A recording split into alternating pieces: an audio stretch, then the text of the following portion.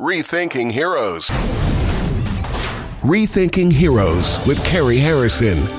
With over 700 military veteran journalists worldwide, it's your Rethinking Heroes Flash Briefing. Stories from the front. Cary Harrison here with your Rethinking Heroes Flash Briefing, an update on national defense news and stories affecting service members and veterans. Well, a New York nonprofit is in hot water after being accused of making up a story about homeless veterans. Homeless veterans in the state being displaced from housing in order to make room for migrants who entered the U.S. from Mexico. The Associated Press reported that the dust-up began when New York City Mayor Eric Adams bussed a group of asylum seekers into a suburban hotel as the city's shelters grappled with an increase in demand. Well, Republican officials in the town of Newburgh, New York, accused Mayor Adams of trying to offload the city's problems on them. And then things escalated. Sharon Tony Finch, the chief executive of the Yerek Israel Tony Foundation, she said that to make way for the migrants, nearly 24 homeless veterans were booted from a hotel. The story was quickly picked up by conservative news outlets, and a Republican assemblyman then introduced legislation to prohibit the displacement of homeless veterans in the future. Sounds reasonable, except the hotel's managers revealed that none of this happened. And soon it came to light that the nonprofit, Yerek Israel Tony Foundation, had altered hotel receipts to match its story and even offered to pay the men in cash, food, and alcohol to pretend they were veterans forced to move. If this isn't one of the most corrupt and cynical things that a tax-exempt 501c3 would pull off in the name of bigotry and cruelty, you likely won't find a better example at this moment. Mayor Adams has called for an investigation into what he described as fraudulent claims. Well, the Navy is taking a critical review of its grueling training program to turn soldiers into Navy SEALs after a report found that steps could be taken to make the inherently dangerous program safer. The investigation found that Navy SEAL training is plagued with failures in medical care, poor oversight, and the use of performance-enhancing drugs. The investigation was triggered by the death of Kyle Mullen, the 24-year-old who died last year during a portion of the training program known as Hell Week. Mullen's death may have been preventable if the problems identified in the investigation had been addressed. Hell Week is a 5.5-day exercise held within the first phase of the Navy SEAL training, and it tests underwater demolition and combat skills and only allows sailors to sleep about 4 hours throughout the entire week. The exercise is meant to test physical endurance, mental toughness, pain, cold tolerance, and teamwork. About half of the sailors who go into Hell Week don't finish. Rear Admiral Keith Davids, who heads Naval Special Warfare Command, said they will honor Seaman Mullen by improving the training program for future Navy SEALs. While training must be demanding, he said the Navy must also commit to safety. In a similar effort, the mother of a soldier who died in Texas is calling for legislation that would require all service members to undergo an annual physical exam with blood work. Army Specialist Joey Lentz died at age 32 at Texas's Fort Cavazos, and his mother believes that the measure would have saved her son's life, that being the testing. At the time of Joey's death, his heart was 3 times the size it should have been for a man his age, and the mother said a toxic work environment and too many Army-prescribed drugs led to her son's heart issues. In his 5 years in the Army, Joey Lentz never had a physical exam. Not even as doctors continued to prescribe him more and more and more medication to treat migraines, pain, allergies, and depression. The mother is now working with her congressman, Representative Morgan Luttrell, to get the proposal for mandatory annual physicals into the working draft of Congress's annual defense bill. It could take a very long time, but when she saw the gap in medical care, she said she had to step in to do something, saying the fight brings purpose to her son's tragedy. Moving on to news at the VA, more than 500,000 veterans have filed disability claims under a new law to cover toxic exposure. Signed into law in August, the PACT Act covers troops' exposure to toxic burn pits that were a common way to dispose of trash during the wars in Iraq and Afghanistan. Service members exposed to the burn pits have later been diagnosed with cancers and chronic lung conditions. The VA said it is working with all hands on deck to process claims under the PACT Act as quickly as possible, and about 250,000 claims have been completed with a roughly 80% approval rating. The effort helps veterans and also aims to keep the department from becoming overwhelmed with a backlog of claims. The VA has been encouraging all veterans and survivors of toxic exposure to please file a claim for PACT Act benefits sooner rather than later.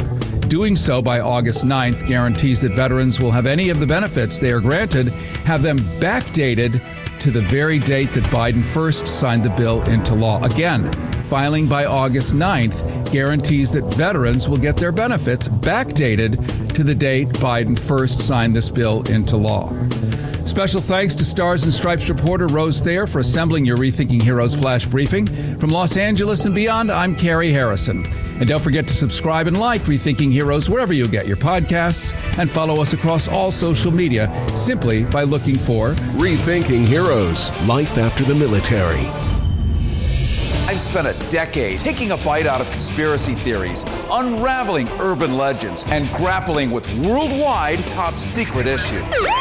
I've even racked up some of their awards. Wow, first of all, what a question. Journalism is about telling the truth, all while ferreting out the bottom line. I'm a Harrison Hellraiser. With me, Cary Harrison, as your guide. Rethinking Heroes, Life After the Military with Cary Harrison. Cary Harrison with you. And this is Rethinking Heroes, RethinkingHeroes.com. On this episode of Rethinking Heroes, we're going to look back at Hiroshima as our current systems sit on hair trigger alert, and then a private tour coming up in just a moment into the secret underground Nazi bunker systems in Berlin, Germany. And then how throwing a giant party of 150,000 people can be considered rethinking heroism. You're going to find out why later in the show. Well, did you know that the Nazi bunkers in Berlin were built during World War II? Well, you sort of knew that. They were actually sort of built before World War I even. They were the original subway system then converted into bunkers. But they were used to protect Nazi officials and their families from Allied bombing raids. The most famous of these bunkers is the Führer bunker, or the bunker for the Führer, which was where Adolf Hitler and his so-called wife, Eva Braun, after 10 years of no record of kissing or even dating, committed suicide on April 30th, 1945. But then only the Russians really know, don't they? The first Nazi bunkers in Berlin were built in 1936 as a temporary air raid shelter for Hitler. These bunkers were located in the garden of the Reich Chancellery and were known as the Vorbunker or Forward Bunker. In 1944, as the Allied bombing raids on Berlin intensified, the Vorbunker was expanded to create the Führer bunker, or the Führer's bunker, that was dug way below that, deeper, deeper, deeper, and then connected by a series of newly found tunnels. A complex of 30 rooms underground, equipped with its own power plant, water supply, ventilation system, also heavily guarded by the SS. And Hitler and his staff moved into the Führer bunker in January of 1945 as the Battle of Berlin raged on. And the bunker became increasingly crowded as the war drew to a close. And by the end of April, it was home to over 100 people. That bunker remained sealed for over 40 years. Then in 1989, the Berlin Wall fell and the bunker was open to the public. Opened in quotation marks, not really open to the public, but opened so the public could know about it. The bunker is now a popular tourist destination, but you cannot go in, nor can you see it, because it is nothing more than a paved parking lot with a sign indicating that down underneath the parked cars is, in fact, that bunker. However, those other bunkers, that chain of bunkers underneath the subway systems, still exist. They've been hidden for decades, and I'm now going to take you through a special secret wall, 5 stories underground in Berlin, and into one of those sealed bunkers. This tour has been made possible by the Berliner Unterwelten nonprofit, which maintains this history and tries to help people understand how these criminals were able to operate so grandly, so secretly, yet so openly. For now, adjust your earbuds or car speakers as we enter this mainstream red brick subway system and veer off path through a sealed steel door and descend way, way below the current city subway system, going back in time to the recently discovered subway and tram system envisioned by the Third Reich to transport the citizens of Berlin and beyond. Inside now, it's stunning to find the underground system virtually intact, just as it was in the 1930s until the bombings sealed much of it over. But what lies beyond these intact tram and subway stations? Well, it turns out Hitler's Nazi bunker system weaves several levels alongside, filled with artifacts and a real-life glimpse at history, preserved and evident, even touchable, throughout this bunker system. With history feeling like it's repeating itself these days, I'll be taking you through thanks to a special arrangement with Berliner Unterwelten, a nonprofit devoted to finding and helping the still living victims of that Reich. The stairs leading into the bunkers are metal and cement reinforced, typical of the vast project of planning Hitler's ideal for Germany, a mythical urban system of complex and grand architecture he called Germania, or Germania in English. My guide is Canadian-born Stephanie Ramsey, who also happens to be an Olympic hockey champion. And who better to lead us through the often creepy, treacherous underground of world history? We're looking at a poster of Hitler's bunker. Everybody is so interested in Hitler's bunker. What happened down here? Did he commit suicide? Was there a highway leading to Tempelhof Airport? It is unbelievable. The items that are in these cases are not from Hitler's bunker. Those are long gone, but they're actually from a bunker next to Hitler's bunker. It's actually called the driver's bunker. It's one of the most fascinating stories. Basically, after the war, this bunker was vacated and nobody enters it until the 90s. In the 90s, when they enter it, things are left untouched. There is half-empty beer bottles that are still without a scratch, and these are the things that you're looking at in this room. And Hitler, much to the curiosity of the people of Earth, we don't know where he really went. There's all kinds of wild suppositions of this and that. But at the end, he was suffering from a lot of different maladies, being treated with tons of medications. He wasn't a sane man. Not that he ever was, but near the end, I mean, really, like medically speaking, bad shape. Yeah, he was. Hitler, we do know 100% confirmed. He did have Parkinson's disease. He also had many other illnesses with him. One other problem that his doctors write about is they say maybe he has cancer. They're talking about a problem specifically in his eye. Is it cancer? Is he going blind? He is on so many different medications to try and fix this. How many was he on? I was well over 50, wasn't it? It was actually about 90 different drugs. 90 different drugs is recorded in the doctor's journals, one of which, to actually fix the cancer in his eye, they've theorized, is actually cocaine. They've actually injected cocaine into his eyeball, supposedly. To keep it from twitching and flying off to the right or whatever it was doing, even more to the right than he was. I have no idea why they were using cocaine. I mean, if I knew how the drugs worked, I'd probably be a doctor, not a historian. Well, you're a social historian, which is what's interesting. Instead of just counting numbers of objects in a room, you figure out why. You reverse engineer it. What makes people tick? Why do they do what they do?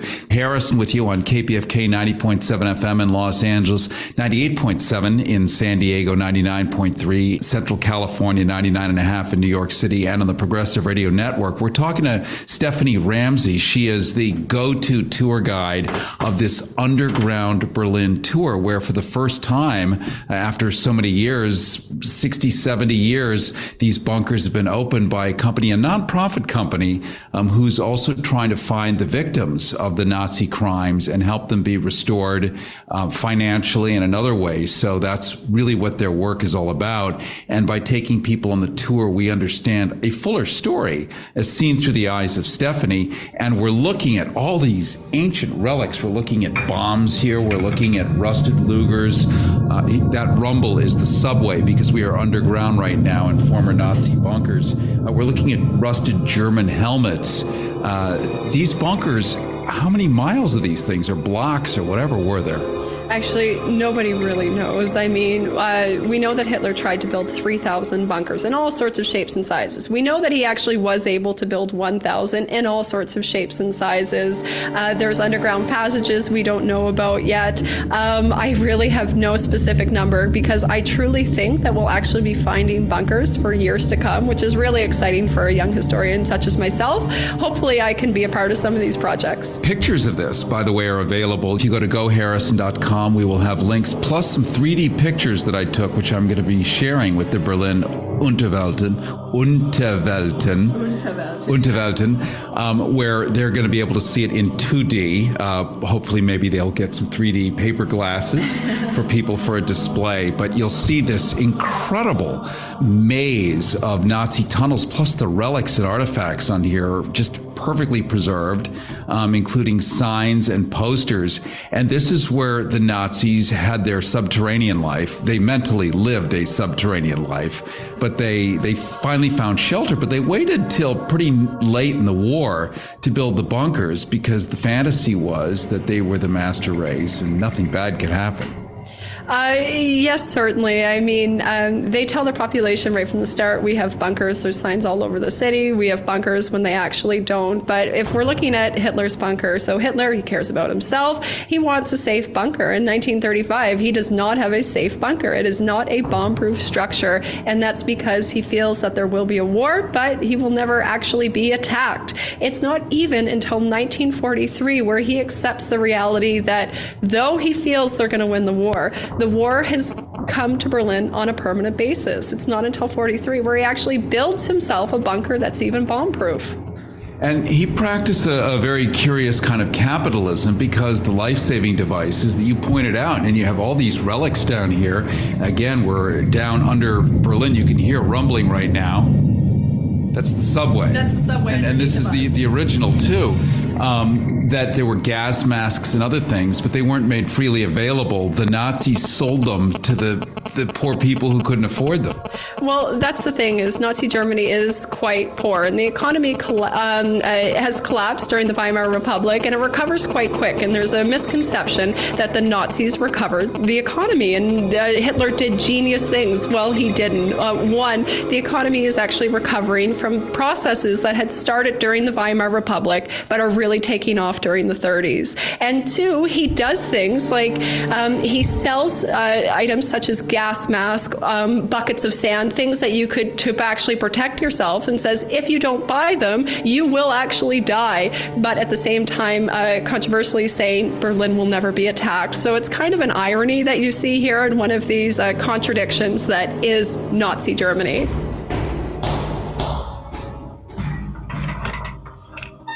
We just walked into your break room, which is, I'm now like backstage in the Nazi bunkers, with original signs and pipes going back to World War II.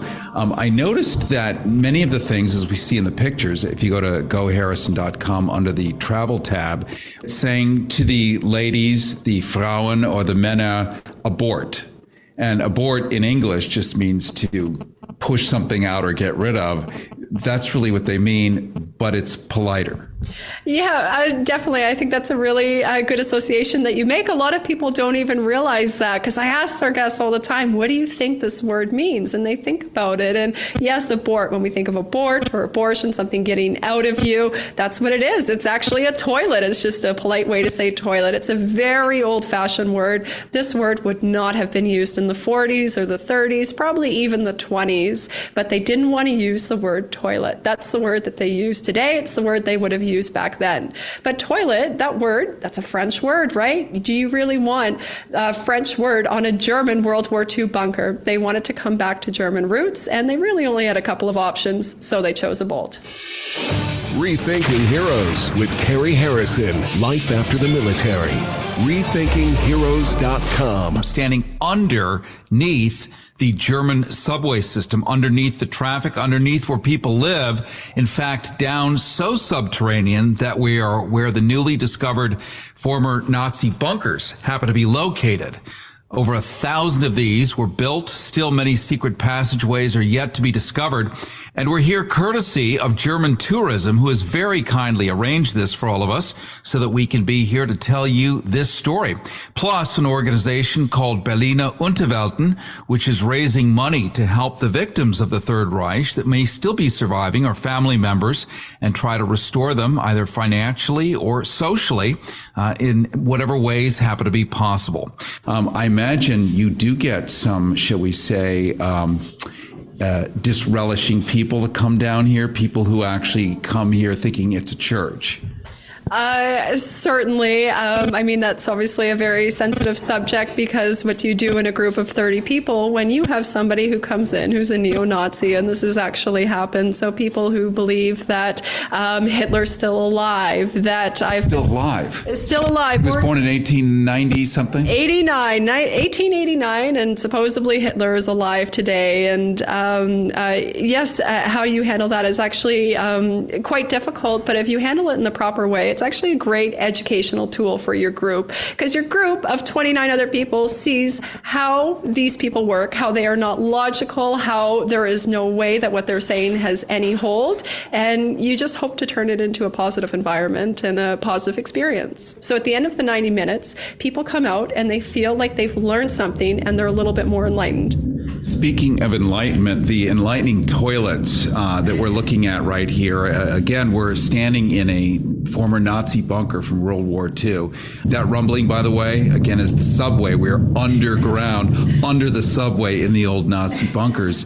These toilets we're looking at, I don't get it. How does this thing work?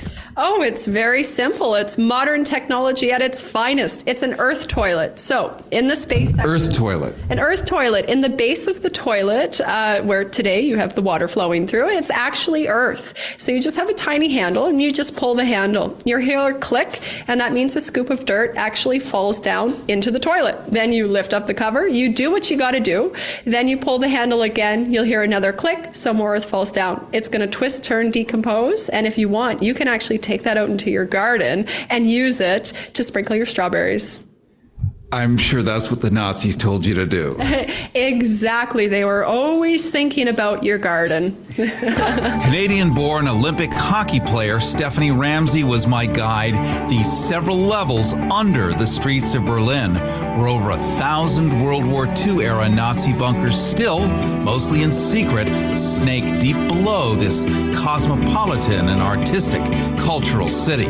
My special thanks to Kirsten Schmidt in Los Angeles for moving mountains to make this happen for us, and to the Hotel Mercure in Berlin for hosting this production. Rethinking Heroes with Cary Harrison. Life after the military. RethinkingHeroes.com. Cary Harrison here on Rethinking Heroes. You've heard me in the past talking about Liberation Route Europe. In fact, I think one of our first shows we brought on Rémi Proud. I'm really learning my French accent as my German accents. And he's in charge of this first ever retracing of the steps of the Band of Brothers.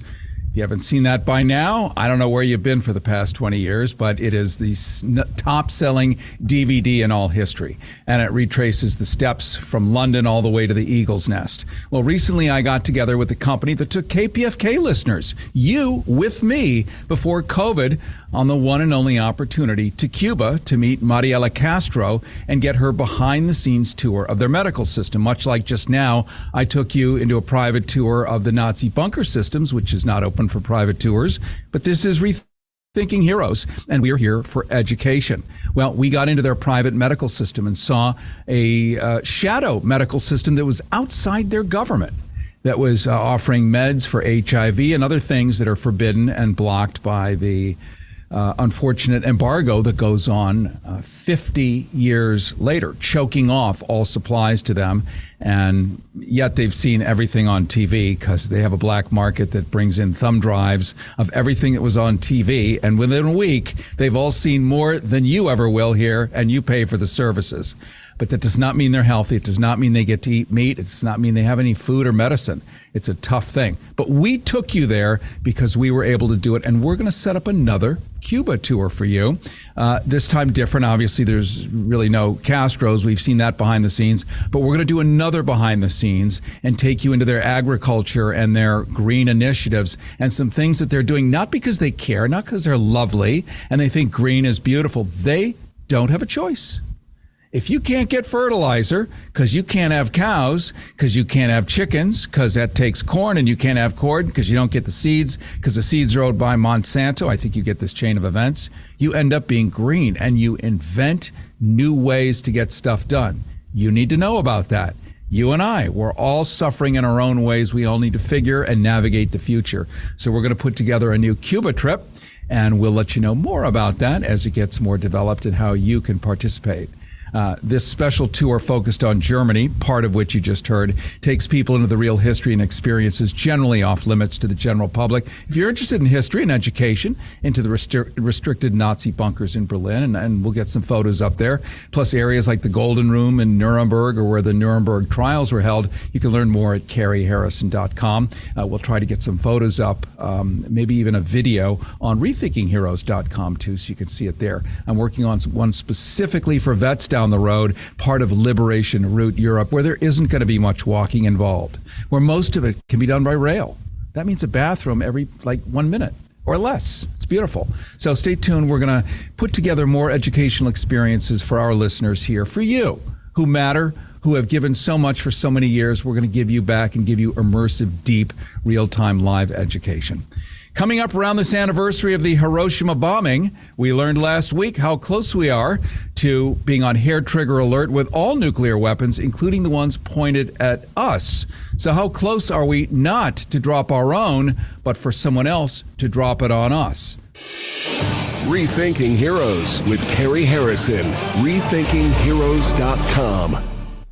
Cary Harrison here with an exciting radio gift benefit just for you. Rethinking Heroes has found one more way to help not only vets, but people like you. This is radio giving back for all the time you've spent with us. Rethinking Heroes has found an angel partner who's created a downloadable, fee-free discount pharmacy card to give you up to 90% off many of your meds.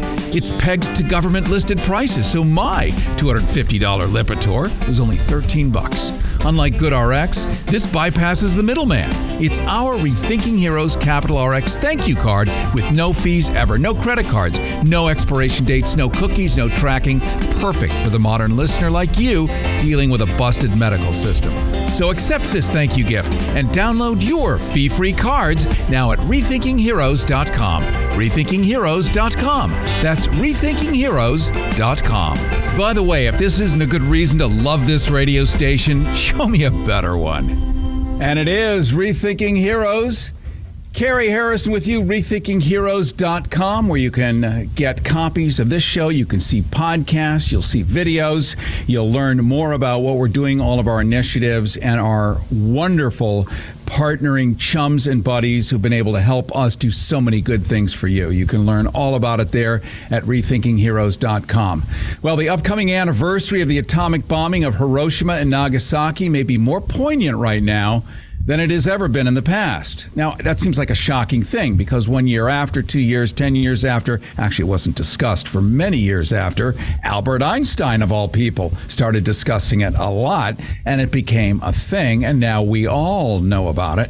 Well, we heard last week here on Rethinking Heroes from Dennis Fritz, who's high up in Space Command and NORAD, that our nuclear weapons here are on hair trigger alert, as are those of the Russians.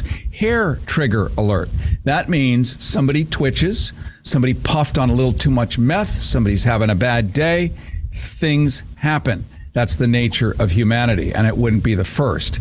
So it doesn't get more DEFCON scary than right now, today, here, with what's going on with Russia, Ukraine, with our proxy wars, their proxy wars with us, and all the rest of it. And the Europeans are all in the middle because all the bombs fly overhead and fall there. So I put together a documentary for you to lay out the consequences of how such an event could occur again. Remember, our grandparents, great-grandparents went over and fought in World War II, so this could never happen again. The Nazi bunkers could never be dug again to actually occupy bad people, so that atomic weapons could never again be used. That was the commitment, whether it was Paul Tibbets, whether it was Einstein, whether it was any of the people that worked on the Manhattan Project. They all agreed it can never happen again, including our own great military general, that being Dwight D. Eisenhower.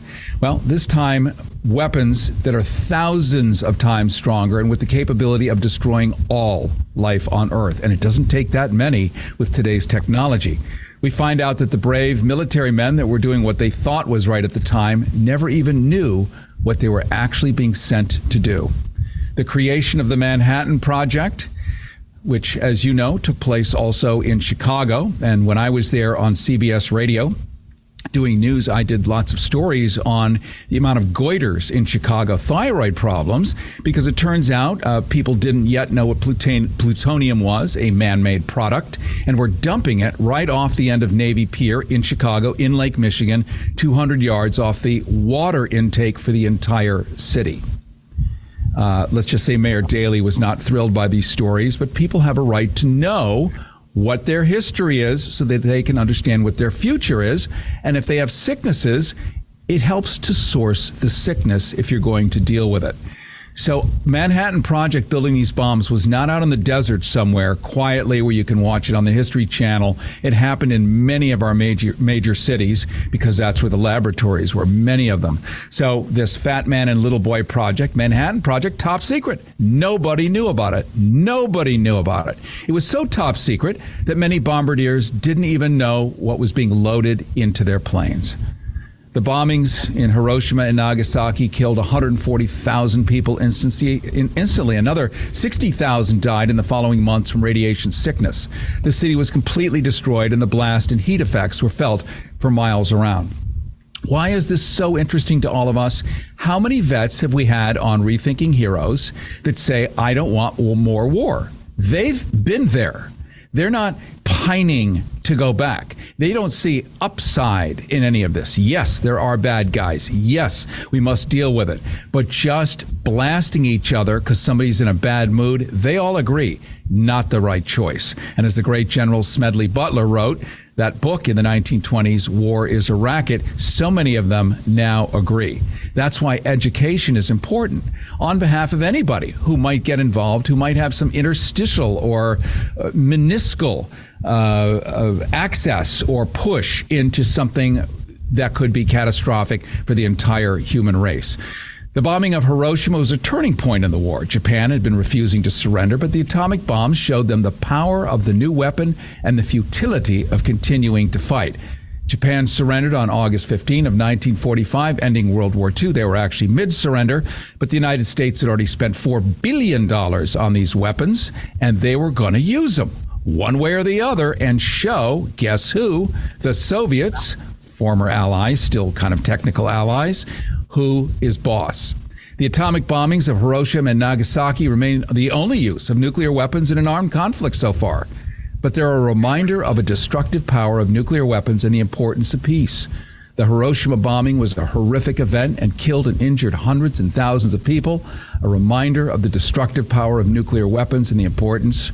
And we hear repeatedly from top brass that we're able to get that are willing to come on Rethinking Heroes and tell you the truth of what's going on. We hear the same story. So here's a documentary I built for you that plays some rare audio, tells the secret history of what ultimately took us into the long-lasting Cold War. And you now also know what I do until 4 a.m. every morning, unfortunately. But I love you, and you have just as right a right to know as anybody else, and you're going to always be able to hear it. Rethinking Heroes with Cary Harrison. Life after the military. RethinkingHeroes.com. Harrison, special report. Both science and industry work together under the direction of the United States Army, which achieved a unique success in an amazingly short time. What has been done is the greatest achievement of organized science in history. The voice of President Harry S. Truman in 1945, after dropping 2 nuclear bombs on Japan. We shall continue to use it until we completely destroy Japan.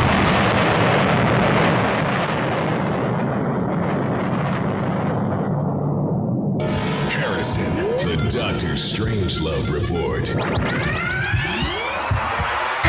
Hiroshima was chosen as a target because it had not suffered damage from previous bombing raids, allowing an ideal environment to measure the damage caused by the atomic bomb. The population of Hiroshima was approximately 255,000. At 8:15 a.m., the nuclear bomb called Little Boy was dropped over the central part of the city.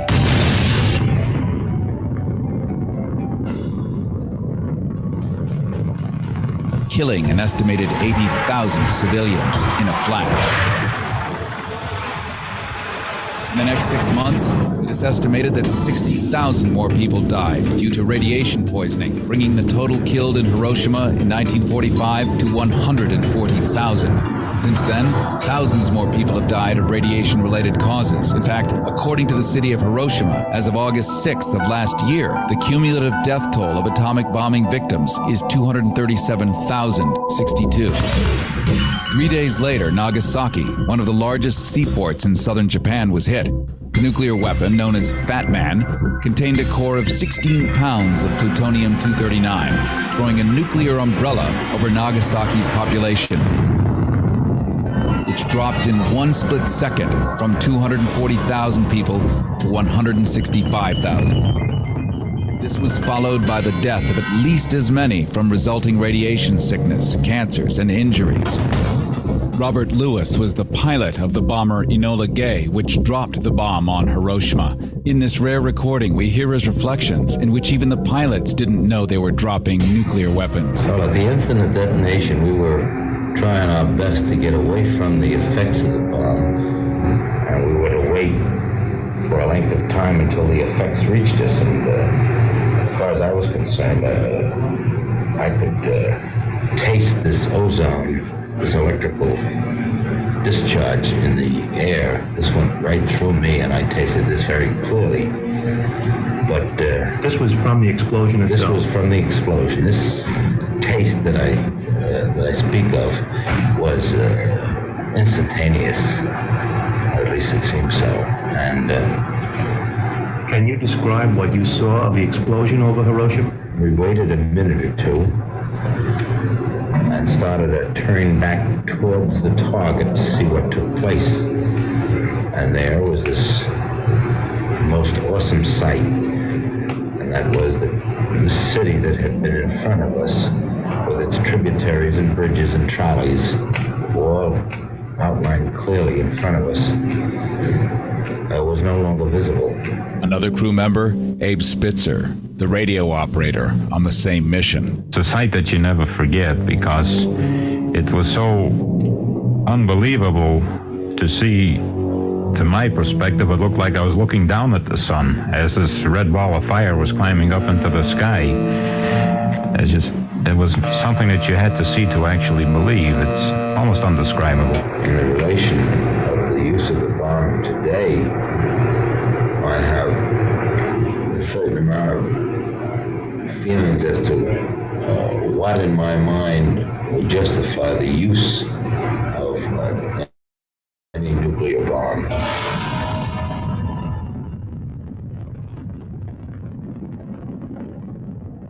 This is Harrison with a special Hiroshima and Nagasaki anniversary report. The scope and extent of the devastation testify more eloquently than anything else to the enormous destructive power of the new bomb.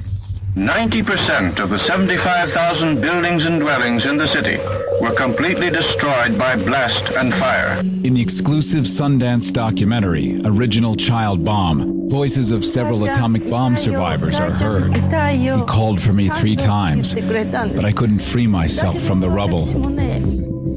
I said to him, "Mommy is coming, so hang on," but I didn't hear his voice again. People were fleeing the burning city. They threw themselves into the river. As they drank the dirty water, they drowned head first. I saw so many corpses drifting in the water. Countless bodies came floating. I couldn't bear to look. People without heads, people without arms, people with their guts hanging out, without eyes. Their skin was peeled off, hanging from their fingertips. In 1962, Nobel laureate and British philosopher Lord Bertrand Russell spoke of the bomb and of what atomic bomb creator Albert Einstein had revealed to him, as can be heard here in this rare Pacifica archive. But after the war, it turned out that the Germans had got nowhere towards making an atomic weapon. But there was astonishment. Was it right, having made the bomb, to have dropped it then on Hiroshima and Nagasaki? Oh no, that was a dastardly and most beastly piece of wanton cruelty. The Japs were beaten. They were beaten they were going to surrender quite soon.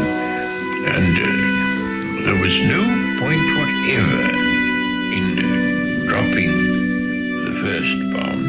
And when you dropped the first, there was still less point in dropping the second. They were wanton acts of cruelty. The Americans had made this wonderful weapon. They wanted to show it off. And if it killed some hundreds of thousands of people, well, that was a detail. So why did President Truman drop the bomb anyway? Freedom of Information Act searches have revealed new documents from the Joint Chiefs of Staff which debunk Cold War myths that the dropping of the bomb saved the lives of millions of GIs and ended World War II. By 1945, Japan was being repeatedly hammered by bombs. In fact, 119 cities had been smashed, and the Japanese military was all but gutted. Japan, in effect, had been rendered helpless and bleeding. The same official archival documents from the Joint Chiefs show the Navy had been dead set against the atomic bomb, providing analyses revealing that a simple naval blockade against Tokyo's harbor would have been enough to starve out remaining supplies, ensuring a full Japanese surrender. We now know that surrender talks with the U.S. were already in the works. But since the talks began to drag on, the military devised Operation Olympic, in which American forces were poised to invade Japan by wintertime. If Olympic failed, the military had Operation Coronet, in which forces would split the island in two. President Truman dropped the bomb anyway. Not once, but twice. Then, to avert the growing horror by the American people, began to inflate the numbers of how many U.S. troops might have been saved by the bomb, until President Truman hit the number of 1 million. Yet President Truman's own General Eisenhower had calculated that each of these non-nuclear options would have sustained casualties of only 40,000 troops. So why did Truman drop the bombs anyway? Politically, a case could be made that since Russia's Stalin had just declared war on Japan, Russia would have next effected a Japanese surrender. Then Russia, the winning country, would have had control over most of Asia. And that conflict between the US and Russia eventually did develop and later became known as the Korean War. At the same time, President Eisenhower created a program called Atoms for Peace, in which he said atomic weaponry could be used to make electricity, even run cars, sending us to the moon, possibly. This, it turns out, was in the service of getting a suspicious American people on board to hyper-escalate nuclear bomb research, plus weapons manufacturing. The development of the hydrogen bomb made the World War II-era atomic bombs look like TNT. But while weapons manufacturers got rich, the Soviet Union began stockpiling their own nuclear bombs. American sentiment was in favor of nuclear de-escalation, but the newly called Defense Department turned quiet skepticism to terrorizing fear by funding short so-called duck and cover documentaries shown before feature films all across America. It could be any street, any town, USA.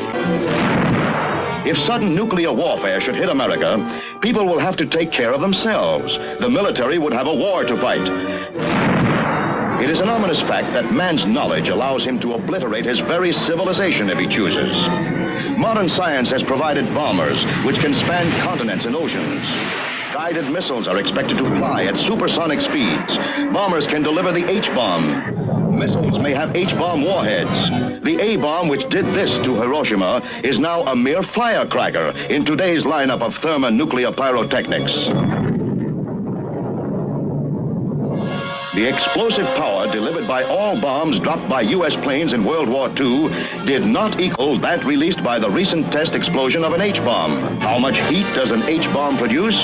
The temperature on the surface of the fireball is as great as that generated on the surface of the sun. Small wonder, then, that an H-bomb can virtually destroy everything within a radius of 3 miles from blast center. The blast alone is capable of gouging out a hole a mile across and 175 feet deep. If sudden nuclear warfare should hit America, people will have to take care of themselves. Here now is an illustration of fallout from a nuclear blast following a surface burst. Debris churned up and sucked into the air becomes radioactive. It will settle to the earth in patterns governed by wind currents, scattering a dangerous and often lethal residue over everything it touches. A blast over Washington, for instance, could set up a fallout pattern almost to New York. If you were not sheltered, a heavy enough radiation dosage could bring sickness or death. With the flow of normal food supplies cut off, a careful marshaling of existing stocks is absolutely imperative. Be alert today, alive tomorrow. Rethinking Heroes with Cary Harrison. Life after the military. RethinkingHeroes.com. Cary Harrison here with an exciting radio gift benefit just for you. Rethinking Heroes has found one more way to help not only vets, but people like you. This is radio giving back for all the time you've spent with us. Rethinking Heroes has found an angel partner who's created a downloadable, fee-free discount pharmacy card to give you up to 90% off many of your meds. It's pegged to government-listed prices, so my $250 Lipitor was only $13. Unlike GoodRx, this bypasses the middleman. It's our Rethinking Heroes Capital RX thank you card with no fees ever, no credit cards, no expiration dates, no cookies, no tracking. Perfect for the modern listener like you dealing with a busted medical system. So accept this thank you gift and download your fee-free cards now at RethinkingHeroes.com. RethinkingHeroes.com. That's RethinkingHeroes.com. By the way, if this isn't a good reason to love this radio station, show me a better one. Cary Harrison with you. This is Rethinking Heroes, RethinkingHeroes.com. Don't forget to subscribe and like Rethinking Heroes wherever you get your podcasts. They are ubiquitous, not a streaming service on the planet that does not carry Rethinking Heroes. Just ask Rethinking Heroes. Ask Alexa. Ask Siri. Ask yourself, why am I not listening to it all the time? Follow us across all social media simply by looking for Rethinking Heroes. Well, as one of our major political parties sees their candidate overtly attacking people of color, LGBT, the entire educational system, literacy, basic human decency, one of the groups under direct assault, the LGBT community of the state of Florida, has found a way to respond. While the Human Rights Campaign has put out a travel advisory against the state of Florida as if it were Yemen or Syria, actually wrap your head around that, a travel advisory for an entire U.S. state on American soil. During your lifetime, what would you have to do to actually have a double travel advisory from both African American and LGBT sectors? Seriously. How bad could it actually be for two complete population groups to put out travel advisories cautioning all living creatures to avoid exposure in one of our own 50 states? Well, this is not what our service members went overseas to risk their lives to return to. This is a new level of outrageous that we have never seen before. And it's now a third-degree felony in the state of Florida to read books on paper in public that could contain content that an illiterate person who literally cannot read might have had banned at the recommendation of their governor, a governor who happens to be a failed history teacher, according to the New York Times, Raw Story, and a dozen other media outlets that researched Governor Ron DeSantis before his most recent run. So a failed history teacher is now in charge of history for a population of 23 million people.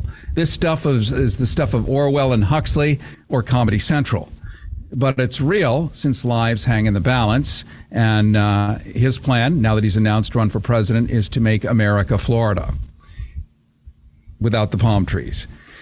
But as a brilliant way to combat the stated war zone that is now the state of Florida, formerly known as the Sunshine State, this next hero has rethought a form of positive civil disobedience. It's filled with good, clean fun that's flooding the states with fresh tourism. Well, the governor has destroyed tourism, knocked Disney off its axis, lost $1 billion project with a B, billion, with 20,000 new jobs now gone. This hero has devised a benefit to the residents of his state, a benefit to his state economy, a reminder to the residents of Florida who have no voice in the politics of their own government. Turns out that their state is one of tourism and not a glowing sepulcher for the freshly exhumed body of the late Anita Bryant. What if a savvy entrepreneur threw one of the largest parties the state of Florida has ever seen? What if his guest list came from all 50 states in Europe? Well, Let me introduce to you Joseph Clark, the CEO of Gay Days, which is breathing some enormous financial breath back into Orlando's Disney World, which has steadfastly defended the First Amendment and the voices of smaller people than itself. That'd be Disney, smaller than Disney, and all the folks who are not able to defend themselves from a gigantic state government. Mr. Clark, who comes from an enormous sports franchise background, will be bringing in 150,000 tourists to the city of Orlando to wash it in money, enjoy its hospitality, have the complete Disney-supported experience, and squeegee the soiled glass of the Tallahassee Funhouse mirror. If you really want to see real power, inspire people to show up. Cowards can only intimidate people to stay away. Joseph Clark, I want to welcome you to Rethinking Heroes. Thank you for having me, Cary. It's a pleasure. I hope that was a small enough introduction for you. I know, right? No pressure or anything. Not at all. Let's jump right into it. Joseph Clark, you've worked with the Pittsburgh Pirates, an MLB team, NBA All-Stars, the Kentucky Derby, Texas A&M college football, the U.S. Open tennis tournament, and many, many more. You recently left to work full-time with Gay Days Incorporated as CEO and co-owner. So you come from a giant sports background, and you've translated it into fun with a totally cool message. It's sports and entertainment. A huge part of sports is the entertainment aspect. My focus was on the food and beverage side of operating all of that. But, put tens of thousands of people through a stadium in a matter of hours. And I've had a little bit of experience. This has giant global optics because during all of these don't go, we're getting go, and it's going to be fun. And, you're bringing in a population larger than 3 or 4 American cities, and they're going to put money back in the pockets of an economy that hurts. So you may think you're throwing a party, but the side effects of what you're doing are massive, and you are being seen by a hero of thousands of merchants all across Central Florida right now for your Gay Day Disney's coming up end of this month, end of May, all the way end into of next week, early June. Actually, yeah. It's the end of next week. And so tell us, it's a massive undertaking. And go ahead. Well, actually, I jumped on you, and that's the beauty of Zoom. It's efficient, but boy, does it have a lag. But I'm not going to lag. I'm going to jump right into it. What is it that people can expect when they come and join your party? Unity and togetherness, and also the ability to be seen and be comfortable. We've had anywhere from presidents of theme parks having conversations with custodians at the same theme parks at our events. And nobody cares who you are and where you come from, as long as you embrace the sense of we're all here together to have a fun time. So at the event itself, we've got anywhere from drag shows to our business and travel expo, to bingos, to pool parties, of course, where all the fun happens. And nobody is afraid. And I think that's kind of the point, is that if you're being attacked by what appears to be fascism, and not my word, but I'm just using the New York Times and military generals calling it that, that standing up to that is actually the only cure, like fighting Nazis. That's the only cure. But you're doing it through throwing a party, which I think is brilliant. It's brilliant. You're not marching around with a sandwich board. You're having a party. And there's money flying around. Yeah. I know, even better, right? And it is a party. There is plenty going on for everybody for it. So, we're standing up against so much, and we've stood up in the past. The founders of Gay Days, they've had the Jerry Falwells with the sandwich boards. They've had the million moms out there marching against them. The plane still flies over annually warning guests at Gay Days at Disney. But it's getting to be even bigger than that because we're dealing with laws and we're dealing with a state legislature that is actively pursuing LGBTQ plus people. Well, and you're captaining this thing and showing us delicious ways of good, clean civil disobedience in an era where much of the state. I mean, Fort Lauderdale, Miami, Tampa Bay. I mean, let's face it, it's like California. And what would Disney be if you took away all the gays? That's right. Half those cast members have got to be family members of mine, you know? And just quickly, I understand the police force in Orlando has a giant LGBT contingent. Yeah, it's called GOAL, and it's a Gay Officers Association League. And in Orange County, it's a fairly decent sized group of people that have come together. So that's where, you know, when I try to reassure people about their safety during the course of our event, we have support. Orlando is a blue speck in a sea of red. And so they are very much in support of what we do and of LGBTQ plus people. Let's give out your website quickly, Joseph Clark. Where can people learn more? Yeah, head over to gaydays.com. You'll see all of our event lineup, times. You can buy tickets to our events. Our host hotel is the Doubletree by Hilton Orlando at SeaWorld. You would book your room directly through our website, and it's going to be a fun time. We're going to ensure it's a fun time because I feel that that's what everybody needs right now. It's what they need, and people need to get together and fight things that are just bad. I want to thank you, Joseph Clark, CEO of Gay Days. You come from a giant sports background. You've spun successful sports franchising into fighting for the humans, the live humans that matter, that vote, that are part of the service in every way of being of service. Thank you so much. Cary Harrison with you. This is Rethinking Heroes. Rethinking Heroes with Cary Harrison. Life after the military. RethinkingHeroes.com. Copyright Audiences United, LLC. All rights reserved. Cary Harrison here with an exciting radio gift benefit just for you. Rethinking Heroes has found one more way to help not only vets, but people like you. This is radio giving back for all the time you've spent with us. Rethinking Heroes has found an angel partner who's created a downloadable, fee-free discount pharmacy card to give you up to 90% off many of your meds. It's pegged to government-listed prices, so my $250 Lipitor is only $13. Unlike GoodRx, this bypasses the middleman. It's our Rethinking Heroes Capital RX thank you card with no fees ever, no credit cards, no expiration dates, no cookies, no tracking. Perfect for the modern listener like you dealing with a busted medical system. So accept this thank you gift and download your fee-free cards now at RethinkingHeroes.com. RethinkingHeroes.com. That's RethinkingHeroes.com. By the way, if this isn't a good reason to love this radio station, show me a better one.